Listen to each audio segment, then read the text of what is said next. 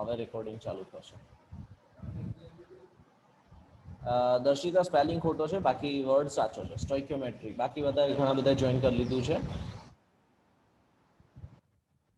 Yes Chirag, મેં તને admit કર્યો. થાય છે મતલબ કે તારું પણ સ્લો છે આજે તો બધાનું સ્લો છે ઇન્ટરનેટ, હે ને? રાઈટ. તો એક જ મિનિટ ચાલુ કરજો. ઓકે, આ થોડી તકલીફ રહે છે. દેવાંશી, મારે પણ કંઈક લખવું હોય ને, તમે હોલ્ડ કરો. પેન દૂર કરો, પણ પેન દૂર કરું તો કઈથી મારે કામ કેમ થશે? હવે ક્લિયર છે સ્ક્રીન ઉપર? તમને કઈ દેખાતું નહીં, નડતું નહીં, બરાબર? મારે જ્યાં જોઈતું હોય ત્યારે એ તારે સાવ બંધ થઈ ગઈ. તું ફોન બિન તત્વયોગમિતિ ક્ષતિ એટલે કે નોન સ્ટોઇકિયોમેટ્રિક, બરાબર છે? તો બિન તત્વયોગમિતીય ક્ષતિમાં શું હશે કે જે ધન આયન અને ઋણ આયન જે છે, બરાબર છે, એની સંખ્યામાં ફેરફાર થશે, બરાબર છે? સંખ્યામાં ફેરફાર થશે, ધ્યાન રાખજો. પણ એનો જે વીજભાર જે છે એ તો પાછો હતો એ જ રીતે બેલેન્સ રહેશે, કારણ કે આયનીય જ ઘન છે. આયનીય ઘન છે મતલબ કે એના વીજભાર તો કેવા હોય? હંમેશા તટસ્થ હોય જ. બાકી જો તટસ્થ ના હોય તો એ શું થઈ જશે? બરાબર છે, ધન આયન અથવા તો ઋણ આયન વાળું ઘન બનશે, મતલબ કે સ્થાયી ન રહી શકે, બરાબર ને? એટલે આ વસ્તુ ખાસ યાદ રાખવાની છે કે આયનોની સંખ્યામાં ફેરફાર થશે, બરાબર છે? આયનોની સંખ્યામાં ફેરફાર થશે, પણ આયનોની સંખ્યામાં જે ફેરફાર થશે એ તો બરાબર છે, પણ એનું જે ધન આયન અને ઋણ આયનનો જે વીજભાર છે એ તો તટસ્થ જ રહેશે. તો હવે એ કેવી રીતના શક્ય બને એની વાત કરીએ. તો બિન તત્વયોગમિતીય ક્ષતિ એમાં પણ પાછા બે ભાગ પડે છે, બે પાછા પ્રકાર છે. એક છે ધાતુ વધારો અને બીજી છે ધાતુ ઉણપ, બરાબર છે? એક છે ધાતુ વધારો અને બીજી છે ધાતુ ઉણપ. તો આપણે આખી જે ક્ષતિ જે છે એનું એક તમારે વર્ગીકરણ ટેબલ બનાવી દેવું હોય તો બનાવી શકો તમે સરસ રીતે. એક ટેબલ બનાવી શકો, હે ને? કે કરાઈ થાય કે નહીં? બરાબર છે. તો આપણે આખું જે ચેપ્ટર છે ને એની અંદર આ જ રીતનું કામ કરીશું. તમને સ્ક્રીન ઉપર દેખાય છે અત્યારે? મેં નોટ ખોલી છે. હા, ઓકે, આ નોટ હવે દેખાશે તમને, બરાબર છે? તો આપણે જો ક્ષતિઓની વાત કરીએ, ક્ષતિઓ, બરાબર છે? ક્ષતિની વાત કરીએ, સ્ક્રીન ઉપર હવે દેખાયું? જો આવી ગયું. એક સહેજ વાર લાગે, હવે આવવું જોઈએ. તારામાં એકચ્યુઅલી તમે તમારું પિન કરેલું છે, તમારું સેટિંગ ચેન્જ કરો.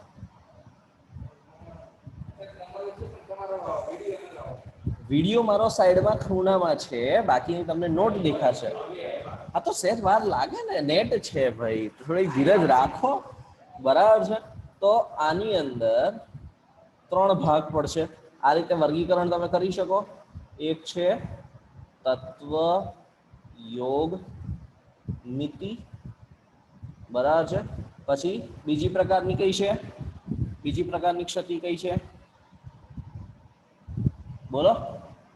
એ બી સી આપણે 3 ટાઈપ જોયા. તો આ એક તત્વયોગમિતીય ક્ષતિ થઈ. બીજી પ્રકારની કઈ છે?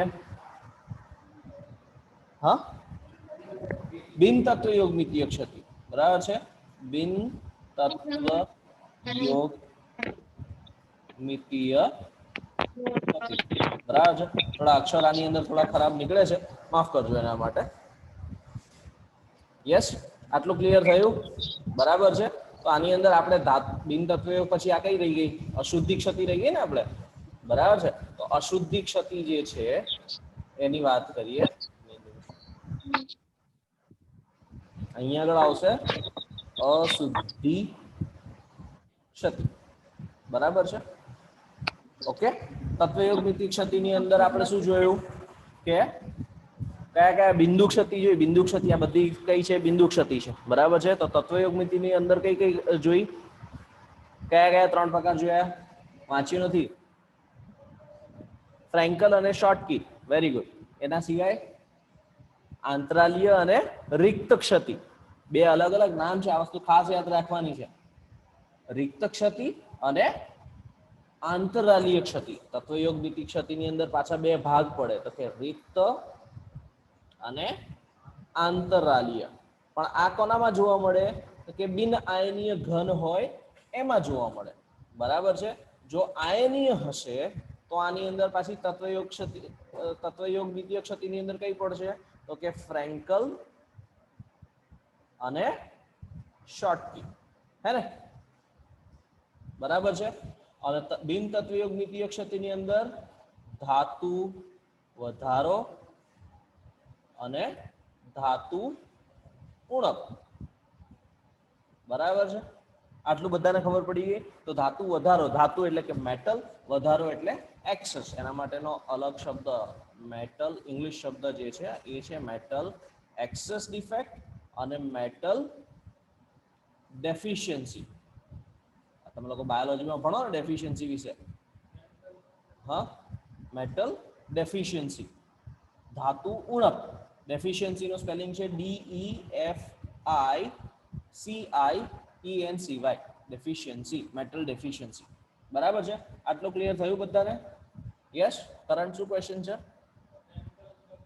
ફ્રેન્કલ ક્ષતિ ક્લાસમાં નહોતો ને તો પેલા દિવસે ફ્રેન્કલ ક્ષતિમાં તમે નહોતા એ દિવસે હાજર એની આ અસર છે વાંચો અને રેગ્યુલર ક્લાસ ભરો ઓકે આટલું ક્લિયર થયું બધાને યસ તો હવે બિન તત્વયોગમિતીય ક્ષતિની અંદર બે પ્રકારની જે ક્ષતિઓ છે ધાતુ વધારો અને ધાતુ ઉણપ એની અંદર કેવી રીતે થાય છે આપણે જોઈએ હવે ધાતુ વધારો ક્ષતિ જે છે બરાબર છે એની અંદર પહેલા તો ધાતુ વધારો બરાબર છે તો પહેલી વસ્તુ સમજી લઈએ કે ધન આયન અને ઋણ આયન ધન આયન માટેનો શબ્દ છે કેટ આયન બરાબર છે અને ઋણ આયન માટેનો શબ્દ છે એન આયન એનો પણ સ્પેલિંગ તમને લખી આપું આના માટે શબ્દ છે કેટ આયન અને નેગેટિવ માટેનો શબ્દ છે એન આયન દેખાય છે સ્ક્રીન ઉપર હવે એ તો થતું રહેશે નેટનો પ્રશ્ન છે નેટનો પ્રશ્ન રહેશે થોડો હમણાં આ ચોમાસામાં તો તકલીફ રહેવાની છે એન આયન અને કેટ આયન હા રેકોર્ડિંગ ચાલુ છે એટલે વાંધો નથી રેકોર્ડિંગમાં તો કોઈ તકલીફ ના પડે બરાબર છે યસ આટલું ક્લિયર થઈ ગયું બધાને રાઈટ ચાલો તો હું આગળ વધવાની વાત કરું તો આની અંદર શું થાય તો કે ધન આયન અને ઋણ આયન જે છે એને તમે અહીંયા આગળ ગોઠવેલા છે આપણી પાસે તૈયાર છે સ્ફટિકની અંદર વાત છે બરાબર છે હવે સ્ફટિકની અંદર શું થાય તો કે NaCl નું ઉદાહરણ લઈએ NaCl ની અંદર તમે જુઓ છો કે અહીંયા આગળ ધન આયન છે એ Na પ્લસ આયન છે અને Cl જે છે એ ઋણ આયન છે બરાબર છે હવે ધન આયન જે NaCl નો સ્ફટિક છે એને સોડિયમ મેટલની બાષ્પ બાષ્પ એટલે કે વેપર્સ બરાબર છે એ ક્યારે બને ધાતુને તમે બાષ્પ સ્વરૂપે ક્યારે લઈ જઈ શકો ગરમ કરવાની પણ કેટલી ગરમ આપણને ખબર છે કે સોડિયમ મેટલ જે છે એ કેવી છે પોચી છે હે ને આપણે આગળ ભણી ગયા છે તમે લોકો 8મા ધોરણમાં 9મા ધોરણમાં પણ ભણી ગયા છો કે સોડિયમ ધાતુ એવી છે કે જેને ચપ્પાથી કાપી શકે બરાબર છે નરમ છે પોચી છે મૃદુ છે એના માટેના અલગ અલગ શબ્દો જે છે બરાબર છે તો એ સોડિયમ મેટલ જે છે એને તમે ચપ્પા તીક્ષ્ણ ધાર વડે કાપી શકો બરાબર છે તો એને તમે જેમ ટેમ્પરેચર આપશો એમ ધીરે ધીરે લિક્વિડ સ્વરૂપમાં ફેરવાશે ક્યારે જ્યારે હા ઉષ્મા આપવાની બરાબર છે પણ ખાસ ધ્યાન શું રાખવાનું છે કે હવાની ગેરહાજરીમાં કારણ કે જો હવાના સંપર્કમાં આવશે તો સોડિયમ તરત જ સોડિયમ ઓક્સાઇડ સ્વરૂપે થઈ જાય અને જો સહેજ પણ ભેજ મળે તો તરત આગ પકડી લેશે બરાબર છે એ આપણને ખબર છે તો આ વસ્તુ ખાસ ધ્યાન રાખવાની છે કે સોડિયમ મેટલની બાષ્પમાં ગરમ કરવાની છે કોને NaCl ના સ્ફટિક હા એને કેરોસીન તો પહેલા કેરોસીન સળગશે અને કેરોસીન જ્યારે સળગી રહેશે કેરોસીન બધો સળગીને કાર્બન ડાયોક્સાઇડ સ્વરૂપે ફેરવાઈ જશે પછી એ હવાના સંપર્કમાં આવશે હા કેરોસીન તો પ્રજ્વલિત થશે જ ને એ તમે એવું ના હોય એ વસ્તુ તને પછી સમજાવું ફાયર ટ્રાયંગલ આખો સમજવો પડે આગળનો જે ત્રિકોણ જે છે ને એ સમજો પછી તમને ખ્યાલ આવશે બરાબર છે અત્યારે આની વાત કરીએ તો NaCl ના સ્ફટિકને સોડિયમ ક્લોરાઇડના સ્ફટિકને સોડિયમ ધાતુની બાષ્પમાં ગરમ કરવામાં આવે છે, બરાબર છે. હવે જ્યારે આ વસ્તુ થાય મતલબ કે સોડિયમ કયા સ્વરૂપે છે? ગેસ સ્વરૂપે છે, બરાબર છે, વાયુ સ્વરૂપે છે. એટલે હું અહીંયા આગળ ફરીવાર લખીશ સોડિયમ મેટલ છે, બરાબર. તમને સ્ક્રીન ઉપર દેખાય છે અત્યારે સોડિયમ મેં લખ્યું છે. હવે એને તમે હીટ કરશો, ગરમ કરશો, બરાબર છે. આવશે એક મિનિટ જેવું લાગશે. થયું? હવે આવ્યું? હજી નથી આવતું? ચેક કરતા રહેજો. બ્લેન્કેટ દેખાય છે?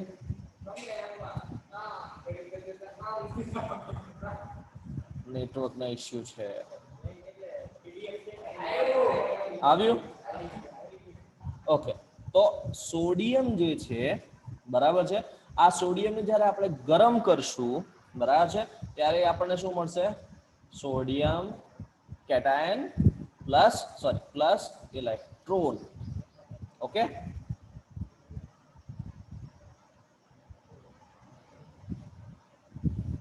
ઓકે, આ તમને ઇક્વેશન મળે. કઈ લીટીઓ? એ એરર છે, ઝૂમની એરર છે. ઝૂમમાં ક્યારેક એરર આવે છે. હવે જો ઓકે થઈ ગયું હશે, બરાબર છે. તો સોડિયમ જે છે એ સોડિયમ શું કરે છે? મેટલમાંથી, જ્યારે મેટલને સોડિયમ ધાતુને જ્યારે આપણે ઉચ્ચ તાપમાને ગરમ કરીએ ત્યારે બાષ્પ સ્વરૂપે ફેરાય, અને બાષ્પ સ્વરૂપે ફેરવાય આ વસ્તુ કઈ આવી? પ્લાઝ્મા. યાદ આવ્યું? પ્લાઝ્મા યાદ આવ્યું? કોઈ પણ ધાતુ જે છે, કોઈ ગરમ વાયુ છે, તો ગરમ વાયુ જ્યારે ઉચ્ચ તાપમાને જાય ત્યારે વાયુ સ્વરૂપમાં એનો ઇલેક્ટ્રોન ઉત્તેજિત થાય અને એનાથી છૂટો પડે. મતલબ કે વાયુ સ્વરૂપમાં આયન સ્વરૂપ જોવા મળશે ઉચ્ચ તાપમાને, બરાબર છે. તો આ રીતે આપણને સોડિયમ અને ઇલેક્ટ્રોન મળશે, બરાબર છે. હવે અહીંયા આગળ શું થાય છે? આ વસ્તુ તમે વાંચશો ને તો વાંચવામાં ડાયરેક્ટ ખબર પડે એવું નથી, એટલા માટે હું તમને આ રીતે સમજાવું છું. હવે અહીંયા આગળ જે ઓરિજિનલ ઇલેક્ટ્રોન, જે ક્લોરાઇડનો આયન હતો, બરાબર છે, ક્લોરીનનો જે ઋણ આયન હતો એ અહીંયા આગળ હતો ને, બરાબર છે. એને શું કર્યું? તો કે આ જે ઇલેક્ટ્રોન આપણને વધારે મળ્યો ને, અહીંયા આગળ આ જે ઇલેક્ટ્રોન મળ્યો, એણે અહીંયા જે ક્લોરીન હતો એને ભગાડી દીધો, અહીંયાથી કાઢી મૂક્યો, અને એ ક્લોરીનની જગ્યાએ ઇલેક્ટ્રોન પાછો ગોઠવાઈ ગયો, બરાબર છે. એ ક્લોરાઇડ આયન જે છે, ઋણ આયન જે છે, ક્લોરીનનો જે ઋણ આયન છે, એને ખસેડીને ત્યાં આગળ ઇલેક્ટ્રોન ગોઠવાઈ ગયો, બરાબર છે. તો અહીંયા જે જગ્યા ખાલી પડી ગઈ, અહીંયા શું થયું? આ જગ્યા ખાલી પડી ગઈ, અને ખાલી જગ્યામાં કોણ ગોઠવાયું છે? મુક્ત ઇલેક્ટ્રોન જે આપણી પાસે વધારાનો થયો એ, બરાબર છે. આટલું ખબર પડી? આ ખબર પડી અહીંયા આગળ કે શું થાય છે? ક્લોરાઇડ આયનને ખસેડી દીધો અને એની જગ્યાએ ઇલેક્ટ્રોન ગોઠવાઈ ગયો છે. યસ, બરાબર છે. હા, ક્લોરાઇડ સોડિયમ ધાતુને કયો? સોડિયમ ક્લોરાઇડનો જે સ્ફટિક હતો એને ઉચ્ચ તાપમાને તમે ગરમ કર્યો, કોની હાજરીમાં? સોડિયમ ધાતુની બાષ્પની હાજરીમાં, બરાબર છે. સોડિયમ ધાતુની બાષ્પ, સોડિયમ ધાતુની અંદર એને બાષ્પમાં રાખીને પછી એને ગરમ કર્યો, ઉચ્ચ તાપમાને ગયો, એટલે સોડિયમ ધાતુમાંથી સોડિયમનો ધન આયન મળ્યો અને એક ઇલેક્ટ્રોન એક્સ્ટ્રા મળ્યો. જે આપણને ખબર છે કે સોડિયમની પોતાની પ્રકૃતિ છે કે એક ઇલેક્ટ્રોન છૂટો વહેલી તકે કરી આપે, બરાબર છે. ઇલેક્ટ્રોન આપી દેવાની એની પોતાની વૃત્તિ છે, બરાબર છે. તો એણે ઇલેક્ટ્રોનને છૂટો મૂકી દીધો. હવે આ જે ઇલેક્ટ્રોન છે એ ક્યાં ગયો? તો કે જે અહીંયા આગળ ઓરિજિનલ Cl હતો એને ખસેડી દીધો, અને એને ખસેડીને ત્યાં આગળ એને શું કર્યું? એની જગ્યાએ ગોઠવાઈ ગયો, બરાબર છે. આ ખબર પડી ગઈ. તો હવે એકચ્યુઅલ જો સિસ્ટમ જોવા જઈએ આપણી, તો NaCl વધારાનો જે હતો, બરાબર, આપણી પાસે જે સ્ફટિક હતો એની અંદરથી એક Cl જતો રહ્યો, બરાબર છે. એક Cl ખસી ગયો. સોડિયમ હતા એટલા ને એટલા જ છે, તો સ્ટોઇકિયોમેટ્રી એની જે તત્વયોગમિતિ છે એ ઇમ્બેલેન્સ થઈ. યસ, એની ઇમ્બેલેન્સ થઈ, બરાબર છે. તો હવે એ જે ખોરવાયું છે સિસ્ટમ, બરાબર છે, એની સાથે કોણ જોડવાશે? તો કે જે ક્લોરીન છૂટો પડ્યો, જે ક્લોરીન અહીંયા જે હતો એ બહાર નીકળી ગયો, એ અહીંયા આગળ પાછો જે આપણને સોડિયમ ધન આયન છે એની સાથે ગોઠવાઈ જશે પાછો, બરાબર છે. એટલે પાછું આપણને શું મળશે? NaCl જે હતું એનું મળી ગયું પાછું, સમજ્યા? પણ આ જે ખાલી જગ્યા અહીંયા જે પડી ગઈ ત્યાં આગળ ક્લોરાઇડ આયનની જગ્યાએ કોણ ગોઠવાઈ ગયું? મુક્ત ઇલેક્ટ્રોન ગોઠવાઈ ગયો, મુક્ત ઇલેક્ટ્રોન ગોઠવાઈ ગયો છે, બરાબર છે. આટલું ક્લિયર થયું બધાને? ઘણા બધાને નેટવર્ક પ્રોબ્લેમ છે આજે, એટલે સોરી અબાઉટ ધેટ. યસ, આટલું ક્લિયર થયું બધાને? યસ. તો આ જે મુક્ત ઇલેક્ટ્રોન મળ્યો આપણને, અહીંયા જે મુક્ત ઇલેક્ટ્રોન રહી ગયો છે, હવે એની ખાસિયત છે મુક્ત ઇલેક્ટ્રોન છે, બરાબર છે, રાઈટ? તો મુક્ત ઇલેક્ટ્રોન તો કેવો છે કે જેવું એને સહેજ એનર્જી મળશે એ ઉત્તેજિત સ્વરૂપે આવશે, બરાબર છે? આ વસ્તુ તમે 11મા ધોરણમાં ભણી ગયા છો કે ઇલેક્ટ્રોન હોય, બરાબર છે, ઇલેક્ટ્રોન હોય એની એક મૂળ અવસ્થા હોય, બરાબર છે, ધરા સ્થિતિ, વેરી ગુડ, એની ધરા સ્થિતિ છે આપણી, બરાબર છે, કે મૂળ જે સ્થિતિ છે એની અંદર અત્યારે હાજર છે, બરાબર છે. હવે એની ઉપર કોઈ પણ પ્રકારની ઉર્જા પડશે, કાં તો તમે એને ઉષ્મ ઉર્જા આપશો, કાં તો પ્રકાશ ઉર્જા આપશો, કાં તો વિદ્યુત ઉર્જા આપશો, બરાબર છે. એટલે એ જેવી ઉર્જા પકડશે, એ જેવી ઉર્જા ગ્રહણ કરશે, એટલે એની ઉર્જા વધશે. અહીંયા આગળ આપણે ભણી ચૂક્યા છે આ વસ્તુ. આ ઉર્જા વધી તો એની ઇલેક્ટ્રોનની આ થઈ ઉત્તેજિત સ્થિતિ, બરાબર છે. આ આપણને ખબર છે ને, આ તમે પેલું પોલી ને હુન ને બધા જે રૂલ્સ ભણતા ત્યારે આ વસ્તુ આવતી હતી કે ઇલેક્ટ્રોન જે છે એની ધરા સ્થિતિમાંથી એની ઉત્તેજિત સ્થિતિમાં જાય, અને ઉત્તેજિત સ્થિતિમાં જાય ત્યારે શું થાય? આપણે અહીંયા આગળ બેઠા છીએ ક્લાસની અંદર, અત્યારે તમે શાંતિથી બેઠા છો, બરાબર છે, અને કંઈક થાય, બરાબર, ધારો કે મધપૂડો કોકે છંછેડ્યો અને મધમાખીઓ આવી, કાં તો અહીંયા આગળ ભૂકંપનો ઝટકો આવ્યો, તો શું કરશો તમે? ધબધબાઈને બોલો, ભાગશો, અહીંયાથી સીધી દોટ જ મૂકશો, પણ ક્યાં સુધી દોડશો? કેટલું દોડી શકો તમે? થાકી ના જાઓ ત્યાં સુધી. તો થાકી ગયા એ જે તમે દોડ્યા એ તમારી ઉત્તેજિત સ્થિતિ છે, બરાબર છે. તમે દોડ્યા, તમારા ઉત્તેજના આવી કોઈ પણ કારણસર, બરાબર છે. અત્યારે અતુલભાઈ બૂમ પાડી કે એ છોકરાઓ જલ્દી આવો, બરાબર છે, તો તમે દોડીને જવાના છો. એક તમને ઉર્જા મળી કે બોલાવે સાહેબ, ચલો દોડીએ, બરાબર છે. તો એ ઉત્તેજિત સ્થિતિ થઈ. તમે દોડીને ત્યાં આગળ પહોંચી ગયા પછી પાછા તમે નીચે આવી જવાના છો, તમારી મૂળ સ્થિતિમાં આવી જાઓ, ધરા સ્થિતિમાં આવવાના છો, બરાબર છે. જ્યારે ઉત્તેજિત સ્થિતિમાંથી નીચે આવે ત્યારે શું થાય? ઉર્જાનું ઉત્સર્જન થાય, ઉર્જા ગુમાવે, બરાબર છે. એ કયા સ્વરૂપે જોવા મળે? રંગ સ્વરૂપે. એ તમે ભણી ગયા છો 11મા ધોરણની અંદર, વિકિરણ સ્વરૂપે, બરાબર છે. તો વિકિરણ સ્વરૂપે એ જે ઉર્જા જે છૂટી પડી વિકિરણ સ્વરૂપે, એના કારણે રંગ બતાવે, બરાબર છે. આ તમે 11મા ધોરણમાં જયારે ભણતા હતા ત્યારે આવી ગયું છે કે અમુક ધાતુઓ જો છે એ રંગ બતાવે છે. તો એ રંગ કેમ બતાવે?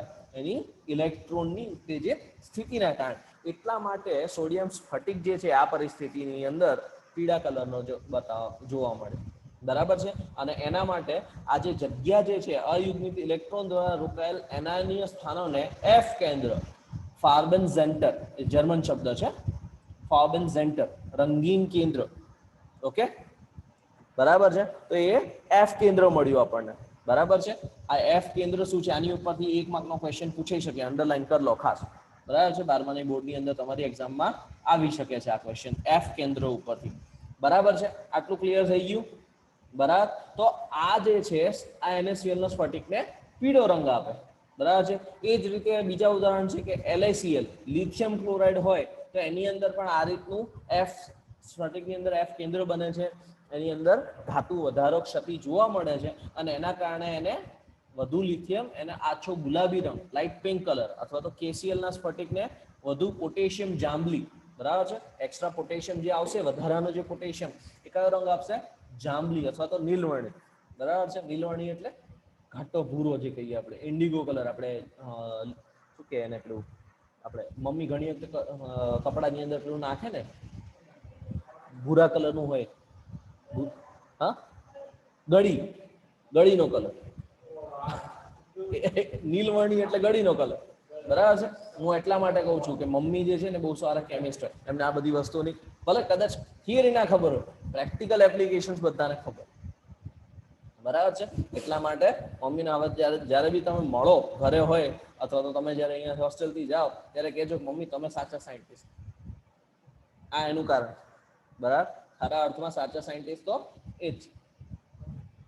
ખબર પડી? ભલે એમને થિયરિટિકલ નોલેજ ના હોય, પ્રેક્ટિકલ આસ્પેક્ટ એમને બધાની ખબર છે, બરાબર. હજી આપણે આના પછીનું જે ચેપ્ટર લઈશું દ્રાવણો, એની અંદર પણ વાત કરશું કે અલગ અલગ દ્રાવણોની અંદર કઈ કઈ પ્રકારના તમે સુધારા વધારા કરી શકો. ને મમ્મી સિવાય તમને કોઈ સારી રીતે ન સમજાઈ શકે કે દાળની અંદર જો મીઠું વધારે પડી ગયું હોય તો શું ઓપરેશન કરવું પડે.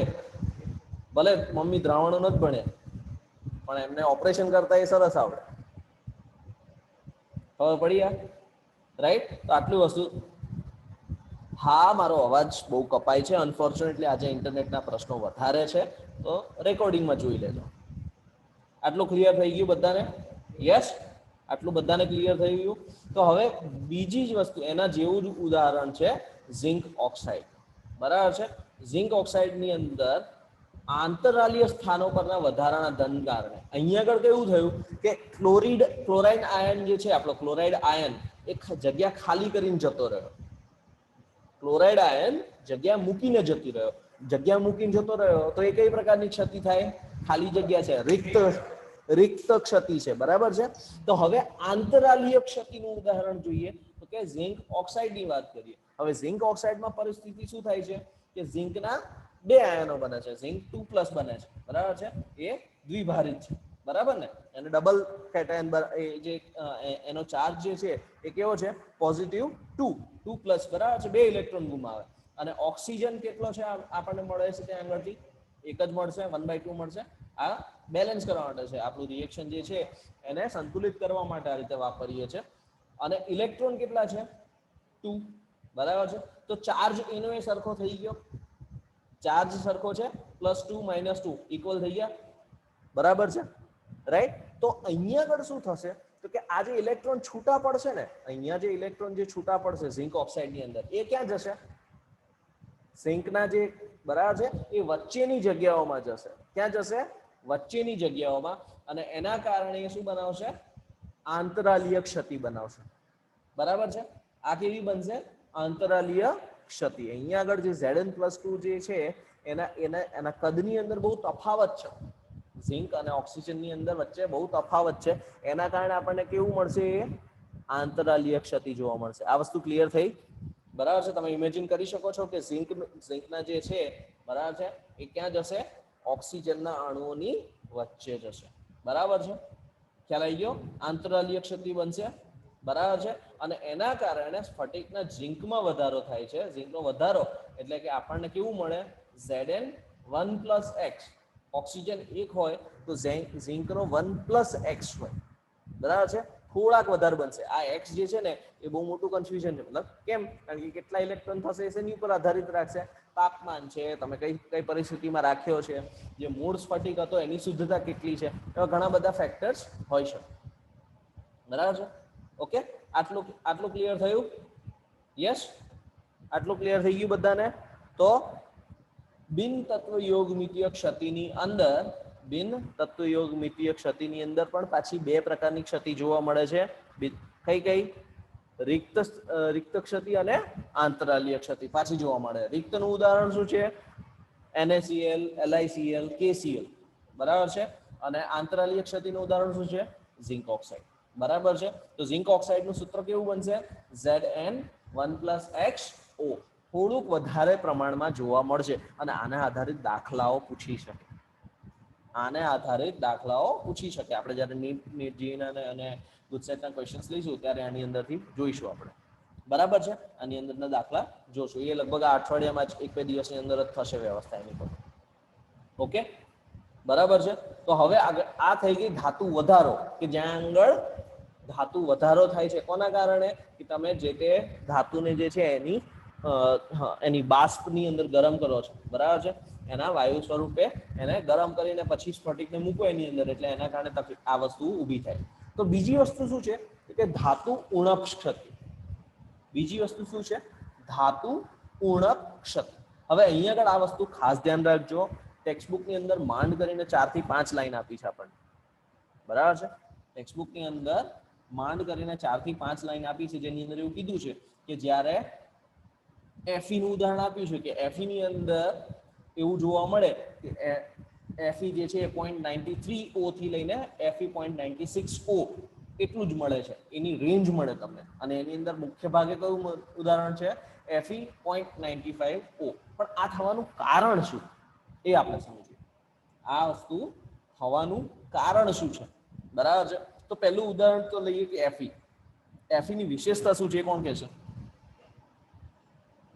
Fe એટલે આયરન. બરાબર છે? તો Fe ના ધન આયન કેટલા બને? +2 અને +3.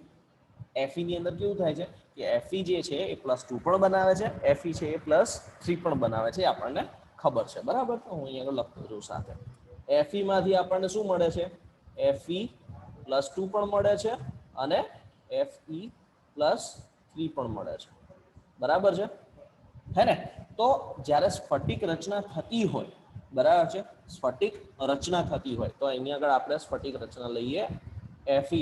હવે આપણને ખબર છે ધન આયન અને ઋણ આયન, બરાબર છે. તો આપણે ધન આયન માટે કલર ફોર્મેટ, યસ, આપણે જો Fe માટે લાલ કલર વાપરીએ, બરાબર છે. Fe માટે કેવો કલર વાપરીશું? લાલ.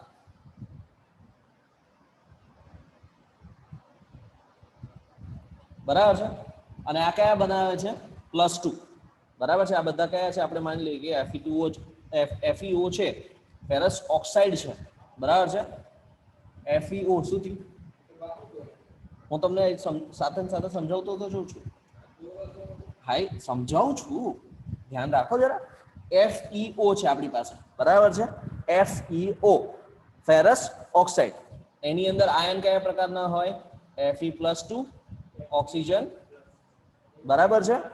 આ વસ્તુ હોય FeO એટલે Fe+2 અને O2- એ આપણને ખબર છે, બરાબર છે. યસ એવરીવન, આ વસ્તુ ક્લિયર છે અહીંયા આગળથી? બરાબર છે. આ વસ્તુ ક્લિયર છે અહીંયા આગળ? Fe2- or minus, right? આ વસ્તુ છે અહીંયા આગળ ક્લિયર આટલું?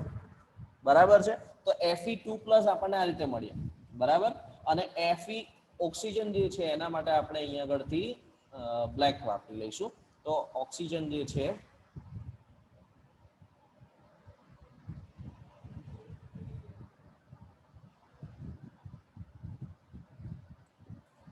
છ છે, બરાબર છે. બેલેન્સ છે, અત્યારે 6 છે બેઉ, બરાબર છે. હવે અહીંયા આગળ શું થાય છે તો કે Fe2+ અને Fe3+ એ બે વચ્ચે આપણે બેલેન્સિંગ કરવાનું છે, બરાબર. Fe2+ ને કોણ રિપ્લેસ કરે છે? Fe3+, બરાબર. તો એ બે વચ્ચે ક્યારે મેળ આવે? એ બે વચ્ચે ક્યારે મેળ આવે? હવે આપણે બીજો કલર લઈશું કે Fe3 માટે Fe3 જે છે, બરાબર છે, Fe3+ જે છે એ આપણને પર્પલ કલરમાં મળે છે, એમ માની લઈએ, બરાબર છે. તો 3 અને 2 એનો લસાઅ શું થાય? હા, બરાબર છે, લસાઅ થાય 6, બરાબર છે. તો Fe3 જે છે એ 2 બરાબર Fe2+ ના કેટલા થાય? 3, 3 દુ 6 થાય ને, બરાબર. તો અહીંયા આગળ શું થશે કે આ જે 3 Fe2+ છે, આ જે 3 Fe2+ અહીંયા આગળ હતા, બરાબર છે, એની જગ્યાએ Fe3+ ના 2 અણુઓ ગોઠવાય છે. Fe3+ ના 2 અણુઓ ગોઠવાય છે, એ 2 આયનો ગોઠવાઈ જાય છે, બરાબર છે. સોરી, નથી ખબર પડતી આમાં? Fe2+ જે છે, ઓકે, હું તમને ફરી વાર સમજાવી દઈશ. જે લોકો ના ખબર પડતી હોય, feel free to ask me again, બરાબર. તમે લોકો ફરી વાર મને પૂછી શકો છો, કોઈ વાંધો નથી. તો Fe2+ ના 3 આયનો નીકળી ગયા અને એની જગ્યાએ કોણ ગોઠવાઈ ગયું છે? Fe3+ ના 2. તો આપણે ચાર્જ ગણી નાખીએ. ટોટલ ચાર્જ કેટલો રહ્યો? ટોટલ ચાર્જ હજી કેટલો છે એ ગણો. એની અંદર જે વીજભાર જે છે, વીજભાર જે છે એ પાછો ગણીએ આપણે. તો ક્ષતિ પહેલા કેટલો હતો? તો કે 6 Fe2+ હતા આપણી પાસે. 6 Fe2+ હતા, મતલબ કે 6 + 2, બરાબર છે. ગુણાકાર કરીએ તો 6 દુ કેટલા થાય? બરાબર છે, એટલે +12 મળે આપણને. અને ઓક્સિજનના કેટલા છે? ઓક્સિજનના કેટલા છે? 6 જ છે, બરાબર છે. તો 6 ગુણ્યા -2 કરો તો શું મળે? -12. આ બે બેલેન્સ છે, યસ. +12 -12 કોમન આઉટ, કેન્સલ, બરાબર છે, હે ને? હવે એની જગ્યાએ ક્ષતિ પછી Fe2+ ના કેટલા છે? Fe2+ ના કેટલા છે? 3 વધ્યા છે, એટલે 3 ગુણ્યા -2 થશે, કેટલું મળે? -6 મળે. અને +2, અહીંયા +2 થશે, બરાબર છે. અને 2 કેટલા છે? Fe3+ ના, તો એ પણ થઈ જશે +6. તો 6 ને 6 કેટલા થઈ ગયા? 12 અને ઓક્સિજનને તો કોઈ અડ્યું જ નથી આપણે ઓક્સિજનના ઋણ આયનને તો આપણે અડ્યા જ નથી જો ઓક્સિજનના ઋણ આયનને આપણે અડ્યા ન હોય તો એની સંખ્યા કેટલી રહી -12 બરાબર છે તો -12 + 12 કેન્સલ આઉટ થઈ ગયા બરાબર છે મતલબ કે FeO ની અંદર જ્યારે Fe2+ ધન આયન જે છે એની જગ્યાએ Fe3+ ના ધન આયન ગોઠવાઈ ગયા પણ એનો ઋણભાર જે એની જે ધનભાર એની જે વીજભાર જે છે ધન અને ઋણની જે સંખ્યા છે એ તો એની જ રહી એમાં કોઈ ફેરફાર નથી થયો બરાબર પણ અમુક Fe2+ ની જગ્યાએ કોણ ગોઠવાઈ ગયું છે Fe3+ આવું કયા કયા સંજોગોમાં થાય તો કે એવી દરેક ધાતુની અંદર કે જ્યાં આગળ એકથી વધારે ઓક્સિડેશન સ્ટેટ્સ હોય ઓક્સિડેશન આંક અલગ અલગ હોય ત્યારે થાય ઉદાહરણ તરીકે Fe સિવાય કોણ એવા છે કે જે એકથી વધારે એવી કઈ કઈ ધાતુઓ છે જેને એકથી વધારે ધન આયન ને ઋણ આયન બનતા હોય Fe સિવાયનું કોણ છે કોપર +1 +2 બનાવે બરાબર છે પછી સોરી ક્રોમિયમ વેરી ગુડ ક્રોમિયમનું ઉદાહરણ છે બરાબર છે તો આવી જેટલી પણ ધાતુઓ છે એની અંદર આ પ્રકારની ક્ષતિ જોવા મળશે કે એકબીજાની જગ્યાએ ગોઠવાઈ જાય છે તો આ થઈ ધાતુ ઉણપ ક્ષતિ બરાબર છે આ થઈ ધાતુ ઉણપ ક્ષતિ આટલું ક્લિયર થઈ ગયું બધાને આટલું ક્લિયર થયું જે લોકોને ક્લિયર થયું એ ગીવ મી અ થમ્સ અપ જે લોકોને અહીંયા ખબર પડી હોય સ્ક્રીન ઉપર યસ ગુડ એનીવન એલ્સ અંજલિ અમીશા તો અહીંયા જ બેઠા છે દિવ્યા દેવાંશી ખબર પડી કે નહીં આ વસ્તુમાં મને કન્ફર્મ કરો પ્લીઝ આ કોણ છે લેનોવો ટેબ 7 માં કોણ છે હર્ષિતા ઓકે એનીવન એલ્સ કોઈને કઈ ડાઉટ અત્યારે ધાતુ ઉણપ આની અંદર કોઈને કઈ ડાઉટ કોઈ ક્વેશ્ચન એકવાર રિપીટ કરો દેવાંશી ભુવા ઓકે રિપીટ કરીએ ધાતુ વધારો ક્ષતિ ખબર પડી ગઈ ધાતુ વધારો ક્ષતિમાં શું થાય છે કે જે તે સ્ફટિકને એની ધાતુની બાષ્પમાં જ્યારે ગરમ કરવામાં આવે ત્યારે ધાતુમાંથી ધન આયન બને અને જે વધારાનો ઇલેક્ટ્રોન જે છે એ ઇલેક્ટ્રોન ધાતુમાંથી ધાતુ આયન બન્યો ધાતુમાંથી ધાતુ આયન બને ત્યારે ઇલેક્ટ્રોન છૂટા પડે ને એ વધારાના ઇલેક્ટ્રોન છે અને એ ઇલેક્ટ્રોન ઋણ આયનને ખસેડી દેશે ગરમ કરી એક તો વાત કરી કે પ્લાઝ્મા સ્વરૂપે થઈ ગયું ને કારણ કે ઊંચા તાપમાને ગરમ કરીએ છીએ બરાબર છે એ ઊંચા તાપમાને હોય ત્યારે એ તાપમાન જે વધ્યું એના કારણે વાયુ સ્વરૂપે હોય વાયુ સ્વરૂપે ઊંચા તાપમાને છે મતલબ કે તરત જ ઉષ્મા ઉર્જાને ગ્રહણ કરે ઉત્તેજિત સ્વરૂપે થાય ઉત્તેજિત સ્વરૂપે હોય એટલે એ ફરવાનું ચાલુ કરે ત્યાં આગળ અને એની આજુબાજુ જ્યારે ફરતો હોય ત્યારે હા વાયુ સ્વરૂપની અંદર થાય ને વાયુ સ્વરૂપે જે લઈ જાવ તો થાય એના જે આયનો છે ધાતુના જે આયનો છે ત્યારે જ બને ને કે ઇલેક્ટ્રોન છૂટો પડે તો જ એ આયન બન્યો કહેવાય ને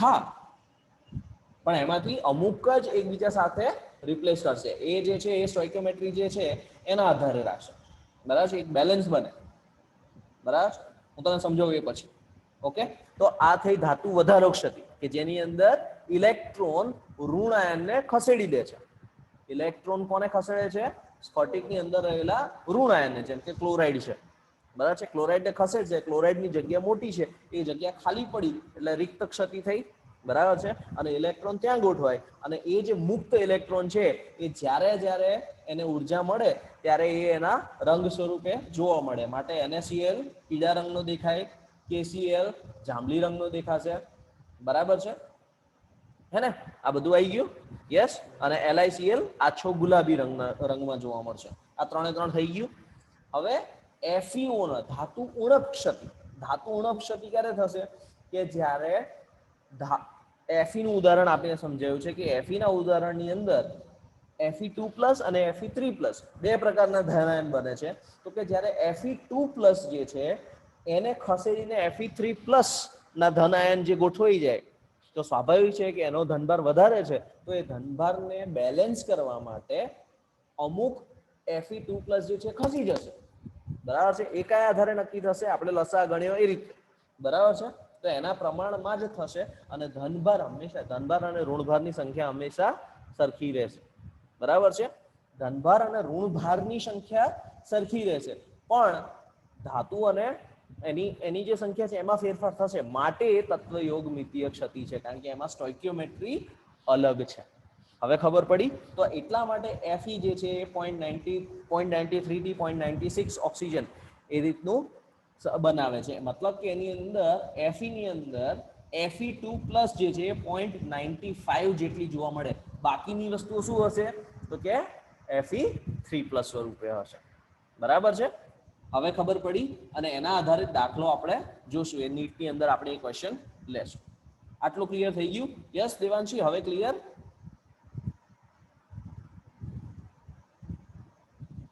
કન્ફર્મ કરો પ્લીઝ. રિદ્ધિ, નિરાલી, આટલું ક્લિયર થયું?